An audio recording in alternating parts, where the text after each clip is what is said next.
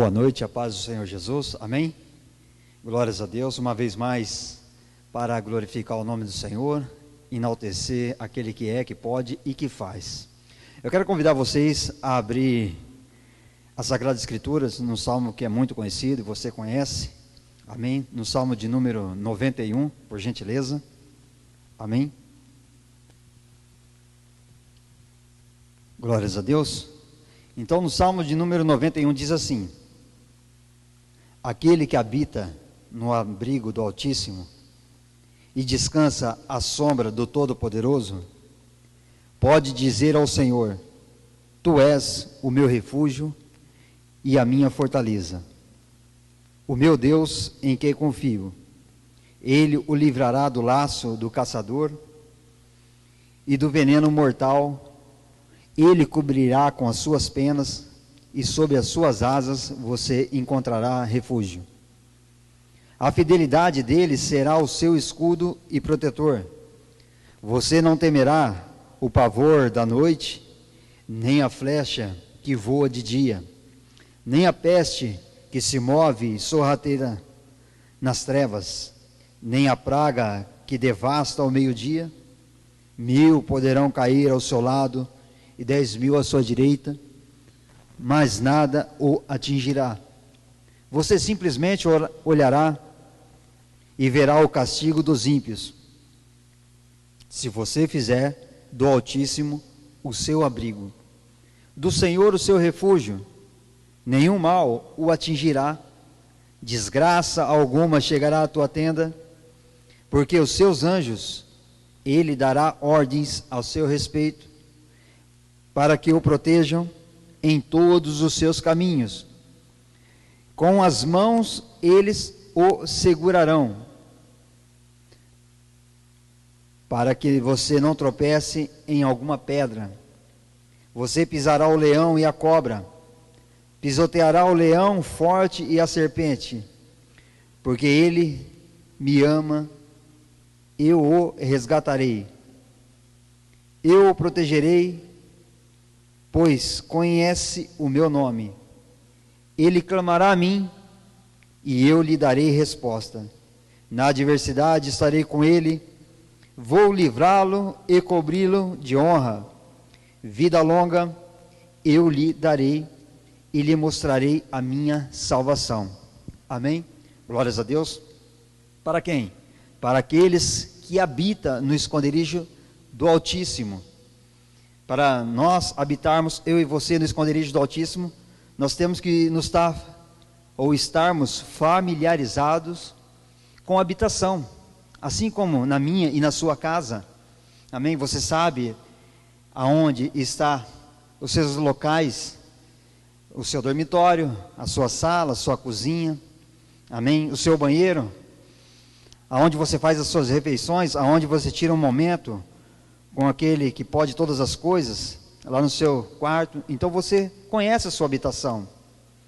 E de passagem, falamos que como é agradável aonde nós habitamos, não é verdade?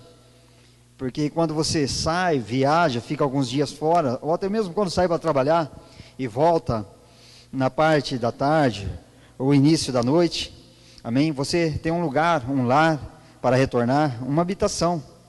Por quê? Porque ali você tem um abrigo seguro. Quantos nesse momento, nas suas adversidades, não tem um local para voltar, para estar abrigado ali junto com as suas famílias?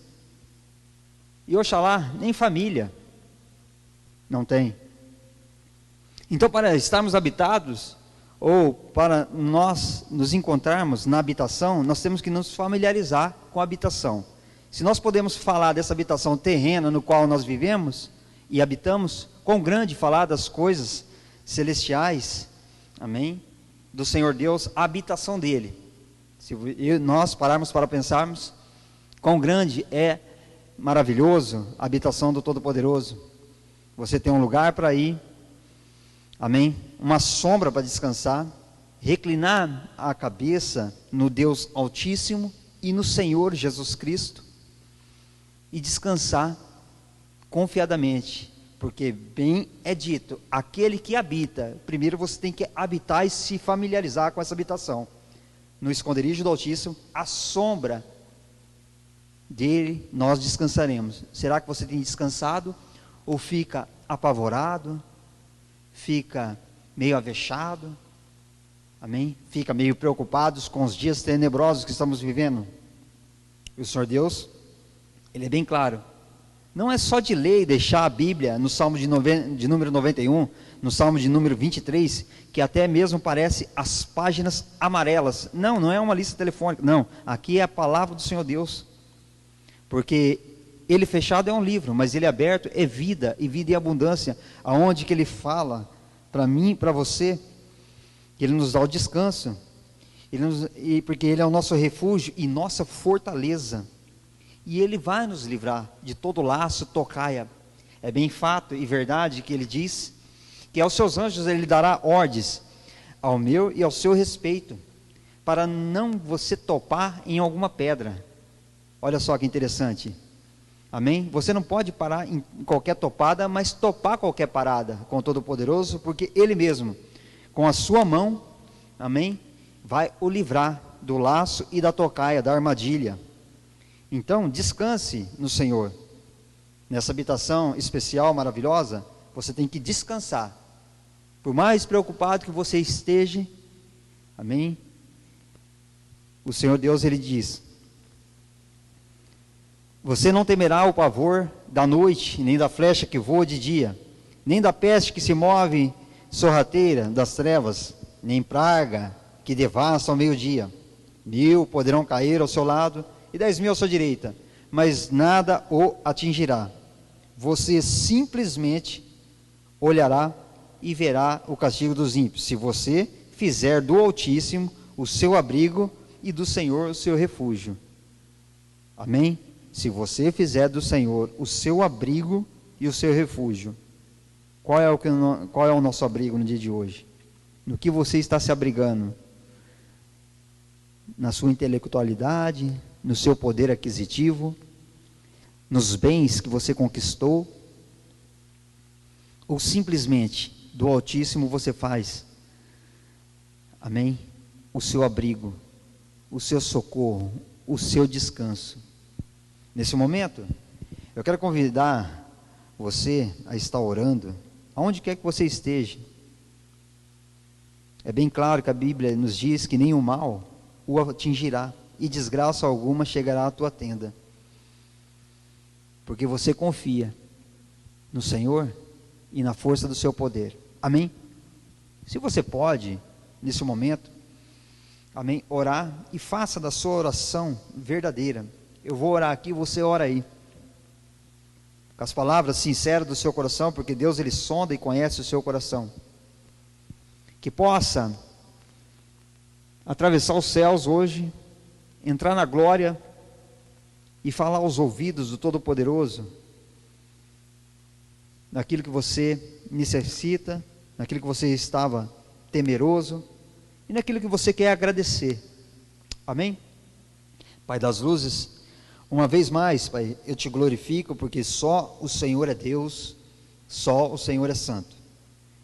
Neste momento, Senhor Deus, eu quero unir, Pai, a minha oração com as orações, Pai querido, desses teus servos, em toda parte, aonde quer que esteja chegando, e nós ligando em concordância, Pai querido, no nome do Senhor Jesus Cristo, queremos romper em fé nesse momento, para falar, Pai, ao seu coração, ser com cada um, acalma, Senhor Deus, o coração, dê paz e a tranquilidade, paz essa que não o mundo dá, Pai querido, mas paz que vem do alto, que transcende todo entendimento e intelecto, Senhor Deus, e vem, Pai querido, com o discernimento do teu trono, em nome de Jesus, porque uma vez, Pai querido, o Senhor entregou-se na cruz do Calvário, o teu Filho amado Jesus Cristo, para que hoje nós possamos, Pai, ter vida em abundância, como diz, Pai querido, e o Senhor diz: vida longa eu te darei,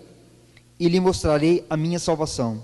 Santo de Israel, mostre a salvação para cada um, Pai querido. Eu sei que o Senhor não deixa embaraçado e afligido aqueles que te temem, Senhor Deus, e que te buscam na sinceridade. Nesse momento, Pai, cubra com o sangue do Cordeiro a vida de cada um, Pai. Troca de fardo com eles, Pai querido, para que eles saibam, vejam e entendam que tem um Deus eterno, imortal, invisível, mas real. A Ti toda a honra e glória, para que eles saibam e vejam, Pai querido, e compreendam que só o Senhor Deus tem um descanso verdadeiro, tem um refúgio e abrigo e fortaleza bem segura, Senhor Deus. Neste momento te agradeço, em nome do Senhor Jesus Cristo. Amém e amém.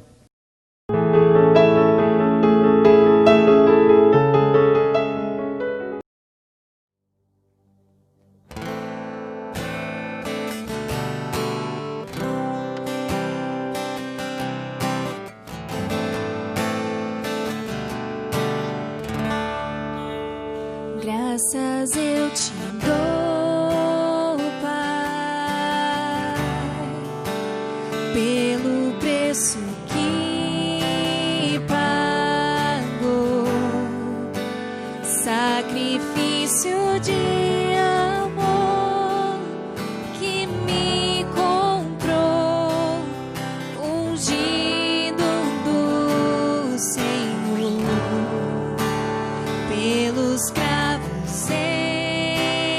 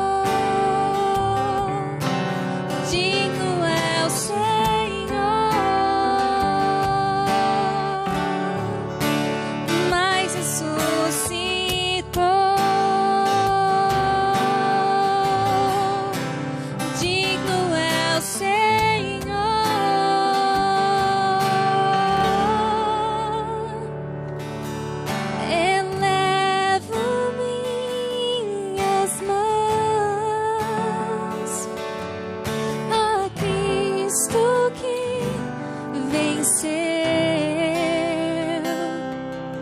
Cordeiro de Deus morreu por mim,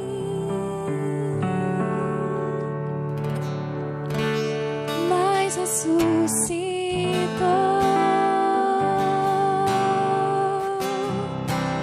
Digno é o Senhor,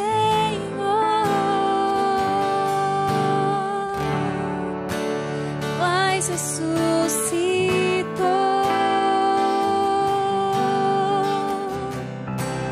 Digno é o Senhor.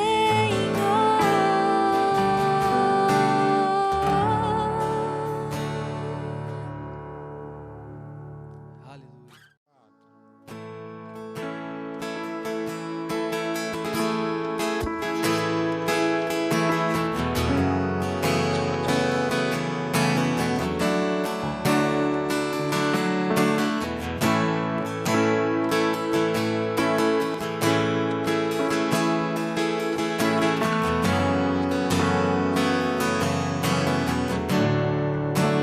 O que tenho a não ser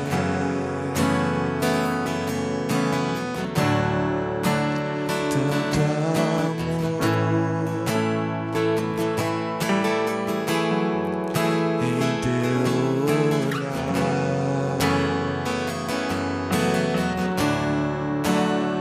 Este mundo vai passar, mas tua verdade ficará.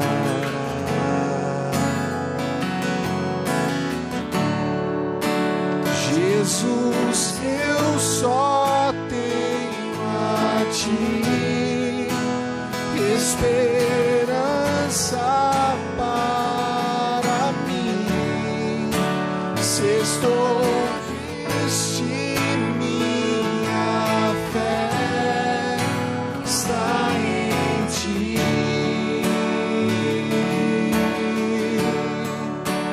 Tua mão sustenta o céu e sustenta o meu viver. Teu amor me guiará até o fim.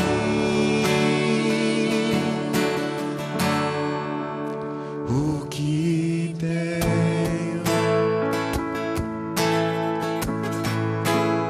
a não ser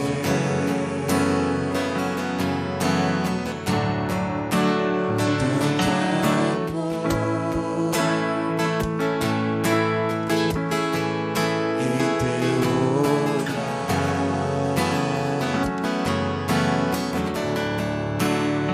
Este mundo vai passar, oh, mas tua verdade, oh, ficará. Oh, declare: Jesus, eu só tenho a ti esperança para mim. Se estou triste, minha fé está em ti. Oh, tua mão sustenta o céu e sustenta o meu viver. Teu amor me guiará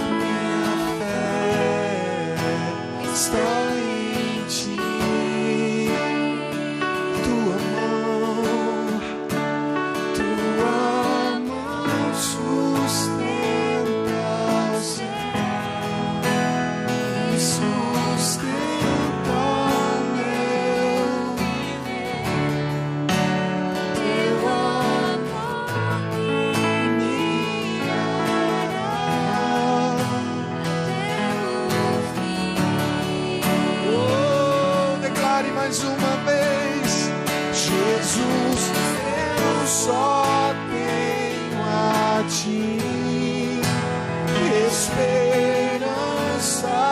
para mim. Se estou triste, minha fé está em ti.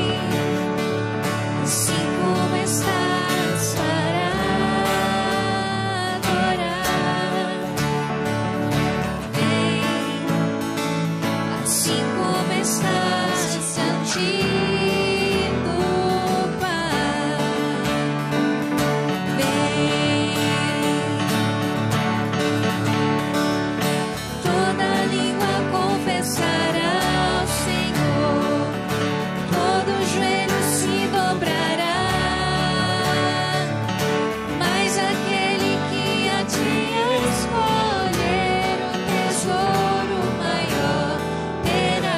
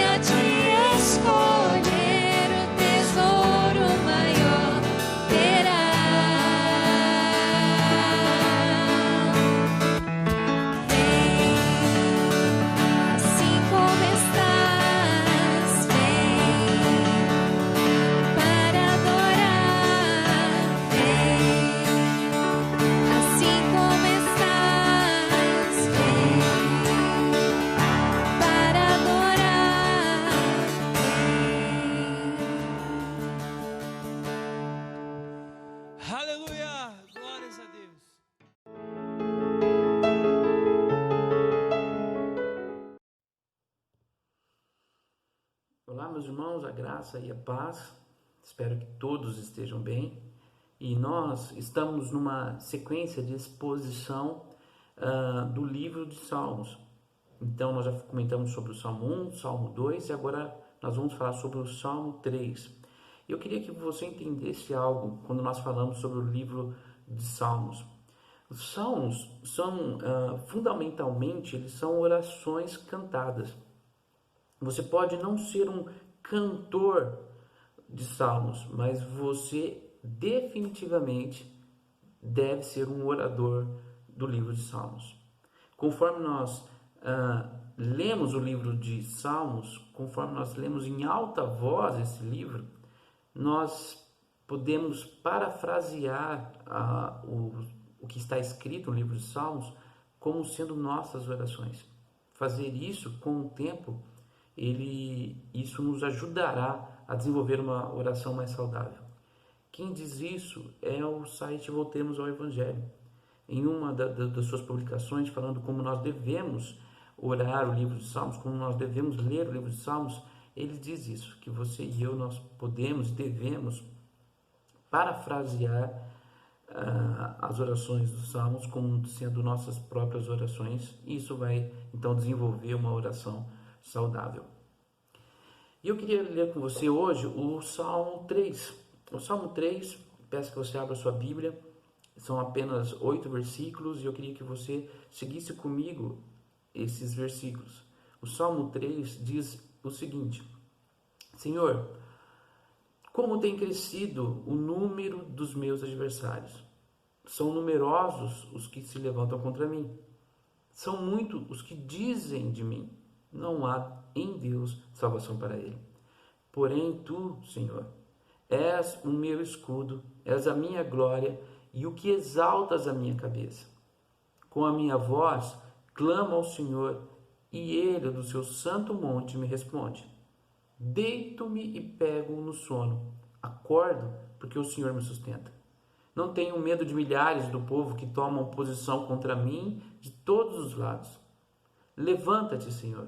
Salva-me, Deus meu, pois fere nos queixos a todos os meus inimigos e aos ímpios quebras os dentes. Do Senhor é a salvação e sobre o teu povo a tua bênção. Para que nós possamos entender um pouco melhor o Salmo 3, nós precisamos entender o contexto, como foi escrito esse Salmo. A Bíblia nos relata que Davi tinha vários filhos, e um deles era Absalão. Absalão era o terceiro filho de Davi. Absalão, e também como filha de Davi, Absalão tinha uma irmã chamada Tamar. E Tamar, ela foi estuprada pelo primogênito de Davi, Amon. Ela foi então estuprada pelo seu meio-irmão. Quando Davi soube desse fato do estupro, ele se irou. Ele ficou muito zangado, porém, ele não fez nada contra o seu primogênito, contra Amon. Talvez essa negligência tenha enfurecido Absalão, que é um dos personagens centrais dessa trama e também o motivo do qual Davi está escrevendo o Salmo 3. A negligência que enfureceu Absalão aumentou o ódio contra seu pai, porque a Bíblia nos diz que Absalão amava sua irmã Tamar. Por 2 anos, Absalão tenta, por 2 anos ele trama matar Amon, aquele que desonrou a sua irmã. Até que finalmente Absalão, em um banquete na sua casa, ele convidou todos os seus irmãos, todos os filhos de Davi. Em um determinado momento dessa festa, após ter embebedado Amon, Absalão dá ordem aos seus homens para matar o seu irmão mais velho. Então os seus homens executam essa ordem e matam a Amon. A notícia que o filho mais velho de Davi havia sido morto pelo seu meio-irmão, Absalão, chega até ao rei Davi. Então Davi e toda a sua corte chora pela perda de Amon. Absalão foge da presença do rei de Davi e vai para a terra de Jessua, a terra do seu avô. Por 3 anos Absalão fica foragido de Davi, fica foragido da presença do rei. Após esse tempo, Davi ele sente saudades dos seus filhos, do seu filho Absalão. E alguém, em uma trama também, decide buscar Absalão novamente para Jerusalém. Entretanto, o orgulho do rei Davi foi maior que o seu amor. Davi não permite que o seu filho, mesmo estando em Jerusalém, o seu filho Absalão, mesmo estando em Jerusalém, ele não permite que Absalão veja ele. E por 2 anos, Absalão fica em Jerusalém sem ver o pai. Soma-se a personalidade mimada de Absalão, a desvalorização que Davi teve por sua filha Tamar, a irmã de Absalão, pelo fato ocorrido, do estupro, e agora mais o desprezo do pai por ele.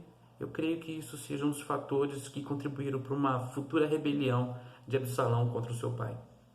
Quando finalmente o rei decide ver o seu filho Absalão, ele dá simplesmente um beijo no rosto de Absalão, e é interessante que a Bíblia dedica metade de um versículo para esse encontro.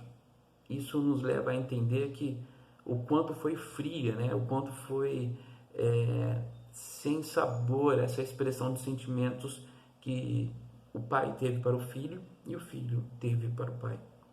Bom, o fato é que nos capítulos de 15 a 19 do segundo livro de Samuel, nos é demonstrada outra trama de Absalão, agora contra o reinado do seu pai, contra a vida do seu pai, o rei Davi, onde em uma atitude déspota, Absalão usurpa o reino do seu pai. Nos é dito no capítulo 15 que Davi então foge do seu filho. E é nesse tempo, como fugitivo de seu filho, é que Davi escreve o Salmo 3. Então, iniciamos no primeiro versículo que diz: Senhor, como tem crescido o número dos meus adversários? São numerosos os que se levantam contra mim. Perceba aqui a ação de Davi. Mesmo sendo praticamente expulso do seu próprio reino, sem ter tempo até mesmo de calçar as suas sandálias, a Bíblia diz isso, que ele fugiu, literalmente ele fugiu descalço, sem preparo algum. Davi não cessa de invocar o seu Deus. Davi sabia que o que estava acontecendo era sua culpa. No capítulo 12 do segundo livro de Samuel, demonstra que o profeta Natã disse que a espada jamais se apartaria da família de Davi. Então, por causa do episódio de Davi com Batseba, Davi mancha a honra dessa mulher, a esposa de outro homem, de Urias, e ele manda assassinar esse homem. Então, o profeta Natã profetiza que jamais a espada apartaria de sua família. Sempre haveria brigas familiares. Mesmo estando cônscio do seu erro, Davi está mostrando algo para nós, que a única forma de aplacarmos os nossos temores, dos nossos erros, é lançar sobre Deus tudo que nos aflige. Assim como pássaros vão instintivamente a locais mais quentes quando principia o inverno, assim como os filhos recorrem aos pais em momentos de decisão, assim também os santos, que são dependentes de Deus na sua angústia, mesmo cônscio dos seus erros e cônscio que deve necessariamente se arrepender daquilo que fez, esses santos, eles clamam ao Senhor. Isso é uma dependência comum do povo de Deus para com o seu Criador. No versículo 2, Davi diz: são muitos que dizem de mim, não há em Deus salvação para ele. Meus irmãos, perceba algo. Mesmo que as maiores provações viessem dos céus para nos provar, mesmo que as piores tentações viessem do inferno para nos tentar, ou até mesmo a mais dolorosa cruz viesse dessa terra, nada seria tão terrível, nada seria tão ruim quanto não há em Deus salvação para ele. Nada foi mais dolorido, nada foi mais perfurante, nem mesmo a traição dos seus amigos, chicotes, cuspe, vergonha, açoites, crucificação, etc. Nada disso foi mais agudo ao nosso Salvador Jesus Cristo do que dizer: Deus meu, por que me desamparaste? Jesus Cristo e Davi sabiam que não ter salvação em Deus e se sentir desamparado por Deus é a maldição das maldições. É a maior desgraça que pode acontecer com o homem. Mas Davi, sendo um homem segundo o coração de Deus, ele tem confiança nesse Deus. E no versículo 3, ele já demonstra essa confiança. Versículo 3 e 4, ele coloca essa confiança nas suas palavras, dizendo: porém, tu, Senhor, és o meu escudo, és a minha glória, é o que exaltas a minha cabeça. Davi, ele tem um esteio inabalável na confiança esperançosa em Deus. Ele diz que Deus o protege dos ataques dos seus inimigos, porém tu, Senhor, és o meu escudo. Davi sabia que a sua dignidade real, que foi dada a ele por Deus, seria mais uma vez defendida, seria mantida, porque o Senhor és a minha glória. Com tanta confiança no favor divino, Davi diz: é o Senhor que exalta a minha cabeça.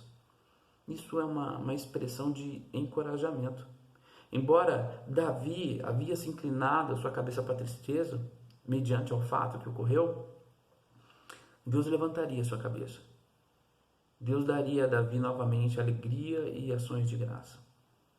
Eu quero que você entenda nesse versículo 3 como a misericórdia de Deus é apresentada nesse versículo. Observe que Deus, a misericórdia de Deus, ela é a defesa para aqueles que são indefesos, pois Deus é o nosso escudo.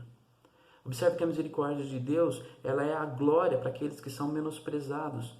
Tu és a minha glória. E observe mais uma vez a tríplice ação da misericórdia de Deus no versículo 3. A misericórdia de Deus é a alegria para o descontente. É o que exaltas a minha cabeça. Tu, Senhor, é o que exaltas a minha cabeça. E Davi continua dizendo: com a minha voz eu clamo ao Senhor, e ele do seu santo monte me responde.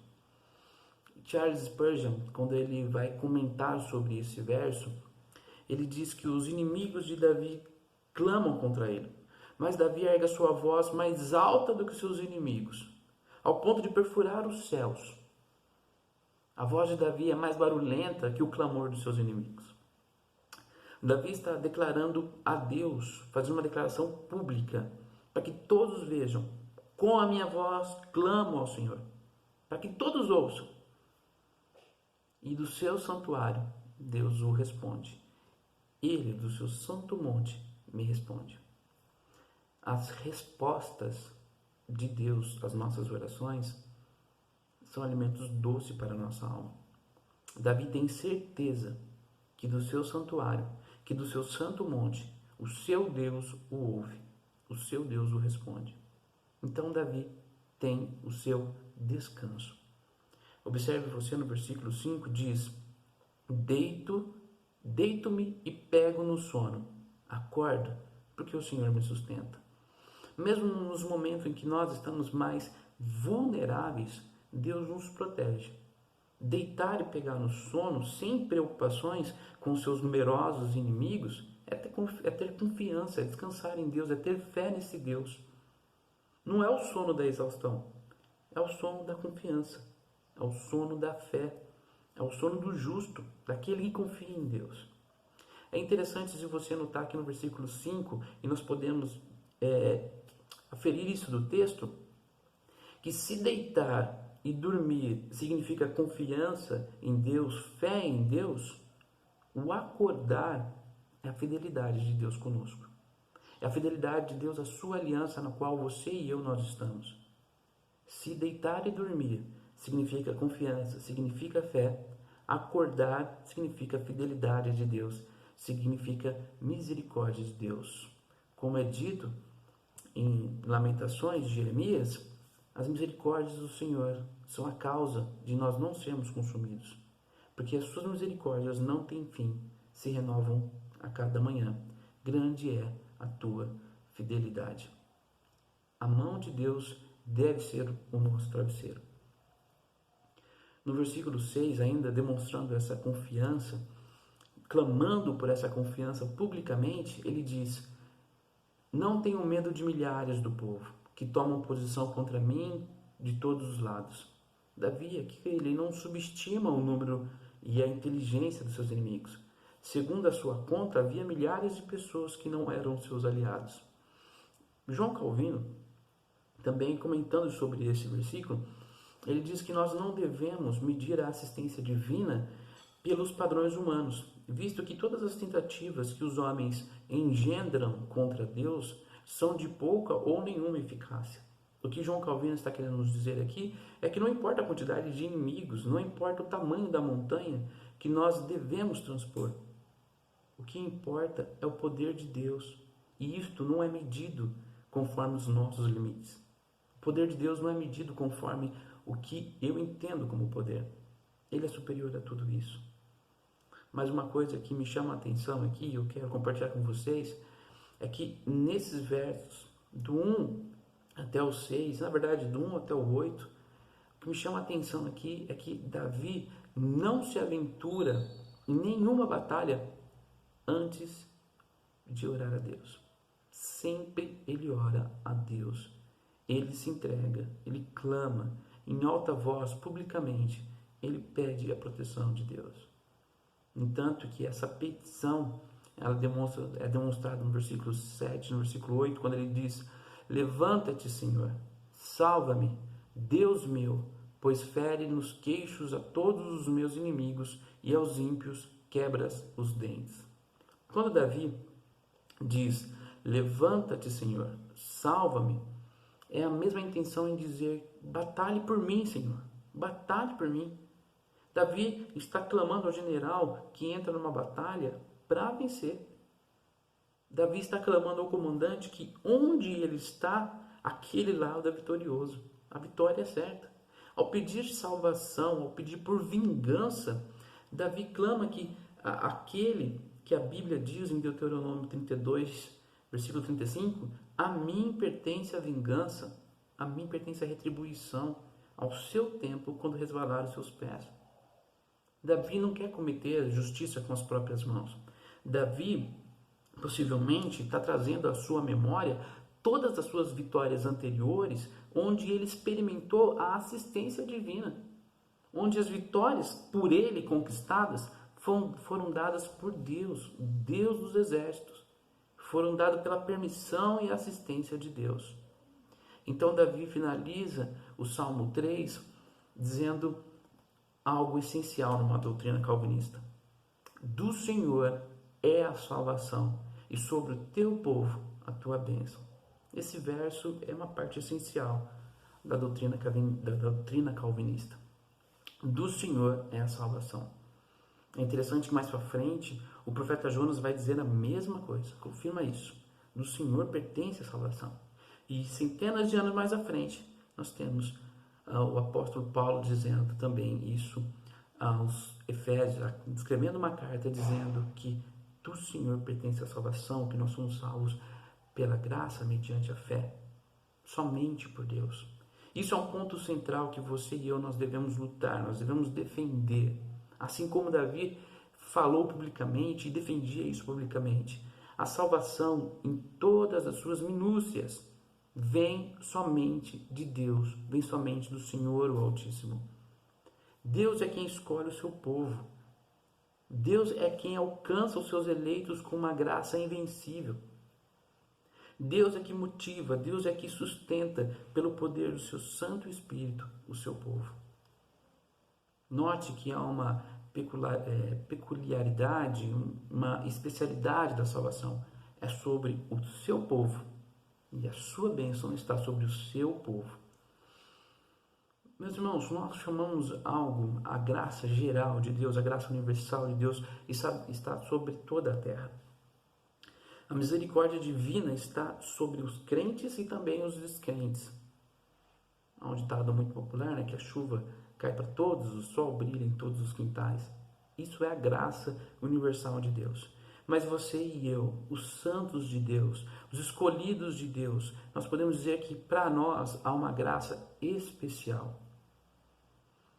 Nós, povo escolhido de Deus, temos a graça da salvação que é proporcionada por Cristo Jesus.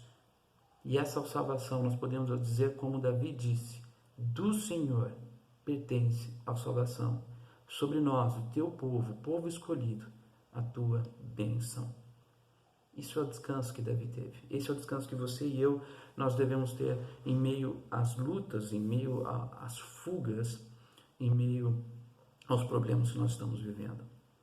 Para que nós possamos concluir, então, eu quero dizer para você que, frente a esses versículos que nós lemos, os santos sempre contam suas aflições a Deus. Mesmo que sejam numerosos os seus inimigos, mesmo que sejam numerosas as suas lutas, eles encontram em Deus um amigo confidente. Lance sobre Deus as suas aflições. O apóstolo Pedro vai dizer na sua primeira carta: humilhai-vos, portanto, sob a poderosa mão de Deus, para que ele, no tempo oportuno, vos exalte, lançando sobre ele toda a vossa ansiedade, porque ele tem cuidado de vós. Um outro ponto que nós podemos dizer é que a misericórdia divina nos proporciona defesa aos indefesos. A misericórdia divina nos proporciona glória para os menosprezados. E a misericórdia divina proporciona alegria aos descontentes. Em perigo, nós devemos orar. Em momento de alegria, nós devemos orar. Porque Deus, graciosamente, nos ouve e nos responde. Que tenhamos paz em Deus, porque Ele dá sono do justo a nós. É Ele que nos faz acordar conforme a sua infalível fidelidade, a sua aliança, na qual você e eu fazemos parte. E lembre-se, sempre lembre disso, das vitórias nas quais Deus deu a você.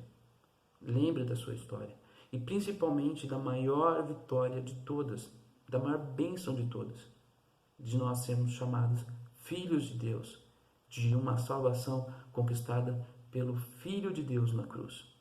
Você e eu somos salvos por intermédio de Jesus Cristo, e essa é a maior vitória, é o maior descanso no qual você e eu podemos nos apoiar.